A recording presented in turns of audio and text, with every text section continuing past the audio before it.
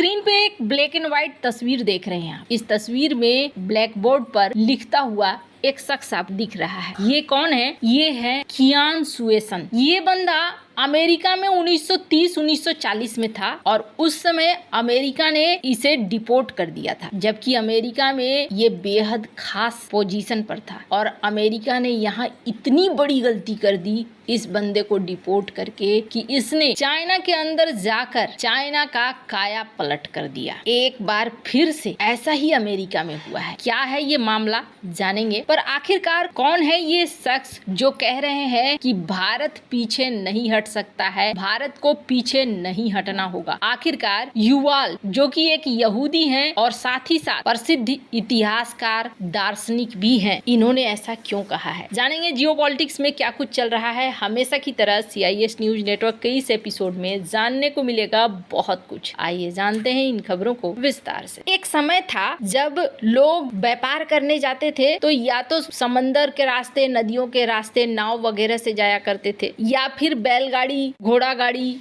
इन सब चीजों का इस्तेमाल होता था। फिर ब्रिटेन में आया रेलवे और रेलवे ने क्रांति ला दी। उसके बाद औद्योगिक क्रांति, जहां पर मशीनें आई और मशीनों ने भी काम करने के तरीके को ही बदल दिया। ये दो ऐसे क्षण थे ना जिन्होंने पूरे समाज को ही बदल दिया था। ऐसा ही एक क्षण आया है अभी AI का। हालांकि बहुत सारे लोग अभी भी ऐसे हैं जिनको कुछ नहीं पता है कि ये AI है क्या। ठीक वैसे ही जैसे एक समय रेलवे को लेकर जब नई चीज आई थी तो पता नहीं था कि कैसे इसका सही इस्तेमाल कर सकते हैं, सिर्फ माल ढुलाई के लिए ही कर सकते हैं या और भी किसी काम के लिए कर सकते हैं। जब औद्योगिक क्रांति हुई थी तो बहुत सारे मजदूर मशीनों को तोड़ने लगे थे। कई ऐसे जगहों पर घटनाएं होने लगी थी जिसमें सिर्फ ये कहा गया था कि आपकी नौकरी चली जाएगी, तो वहां पर तोड़ फोड़ शुरू हो गई थी। लुडाइट आंदोलन इसका एक बहुत बड़ा उदाहरण है। अब एक ऐसा ही क्षण आया है जब AI ने बड़ा बदलाव कर दिया है। अमेरिका ने अभी क्या किया था, अमेरिका ने कई सेमीकंडक्टर पर प्रतिबंध लगाया था चाइना के ऊपर, लेकिन अब अलीबाबा ने एक बड़ा झटका दे दिया है। अलीबाबा की कंपनी जो कि पेरेंट कंपनी है इसकी एंट, इन्होंने विकसित किया है एक AI और जिसमें इन्होंने चाइना के चिप्स का इस्तेमाल किया है, अमेरिका के चिप्स का इस्तेमाल नहीं किया है। और अब माना जा रहा है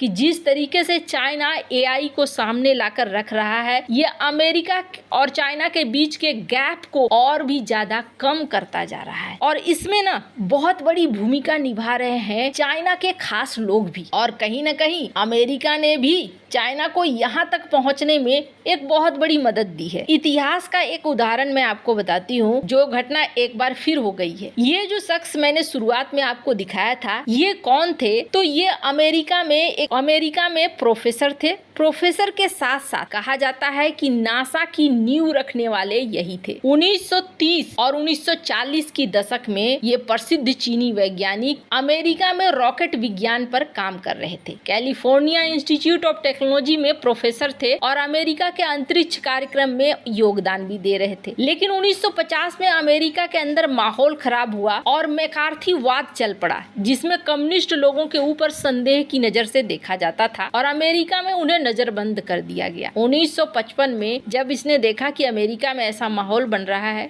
तो ये चाइना लौट गया। अब कुछ लोग कहते हैं कि इन्हें डिपोर्ट कर दिया गया, कुछ लोग कहते हैं कि नहीं, ये खुद से लौट आया। लेकिन चीन वापस आने के बाद कियान ने अपने देश यानी कि चाइना के अंदर मिसाइल और अंतरिक्ष कार्यक्रम को स्थापित करने में सबसे खास भूमिका निभाई। अभी भी इनके बड़े बड़े देख सकते हैं आप मूर्तियों को कई जगहों पर लगाया जाता है चाइना में इन्हें चीन के रॉकेट विज्ञान का पिता कहा जाता है, क्योंकि इन्हीं के कारण चीन ने अपनी पहली बैलिस्टिक मिसाइल और उपग्रह दोनों बनाए। डोंगफेंग मिसाइल, डोंगफेंग 1 दोनों विकसित हुआ। उस समय अमेरिका को लगा था कि कियान को रोकने से चीन की प्रगति रुक जाएगी, लेकिन उसकी वापसी ने एक उल्टा असर दिखा दिया है। अब इसकी चर्चा मैं अभी क्यों कर रही हूँ, क्योंकि स्क्रीन पर एक आर्टिकल देखिए। गुओ जून एक पुरस्कार विजेता शोधकर्ता है, रिसर्चर है, जिन्होंने माइक्रोसॉफ्ट और हुआवे रिसर्च USA में बहुत महत्वपूर्ण भूमिका निभाई थी। न सिर्फ इतना बल्कि अमेरिका में 10 साल इन्होंने काम किया और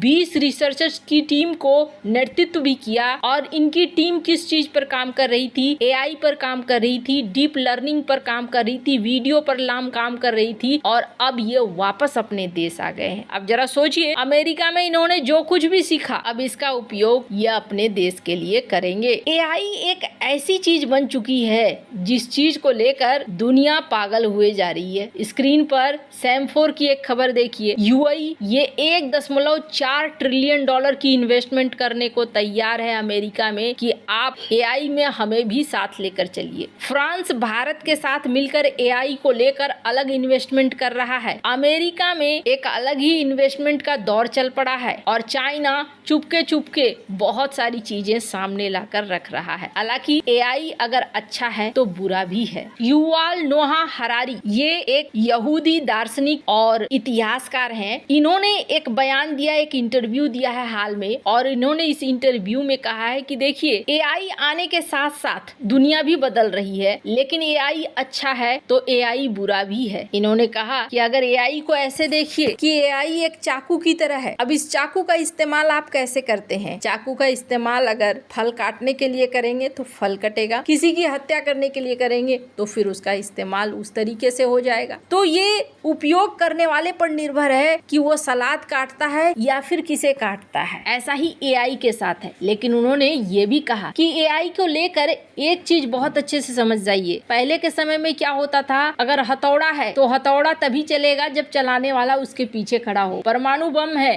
तो जो इंसान है वो निर्णय लेगा कि किस शहर में कब परमाणु बम गिरेगा। लेकिन एआई के साथ ऐसा नहीं है। एआई खुद से फैसला ले सकता है। एआई आज भी कई तरह के हथियारों में लग रहा है जो कि खुद टारगेट सेट करता है, और ये चीज बहुत खतरनाक हो सकता है। एआई खुद से एक नए एआई को बना भी सकता है। अब आप जरा सोचिए, अगर ये कंट्रोल नहीं हुआ तो फिर क्या क्या हो सकता है। पर इस बीच इन्होंने भारत को लेकर कहा कि भारत एक ऐसा देश है जहां हर तरह की संस्कृति है। साथ ही साथ भारत को एआई मामले को लेकर कभी भी सिर्फ चाइना और अमेरिका पर नहीं छोड़ना चाहिए। भारत को एआई की दुनिया में आगे आना चाहिए। हालांकि भारत भी इस दिशा में पैसे भी लगा रहा है, काम भी कर रहा है। अब देखना होगा, देर आए दुरुस्त आए, कब तक ये एआई बनकर भारत में सामने आता है और किस हद तक भारत सफल हो पाता है। वैसे आपको क्या लगता है, इन सब मामले में आपकी क्या राय है? कमेंट कर जरूर बताएं। जल्द मिलते हैं अगली वीडियो में नई खबर के साथ।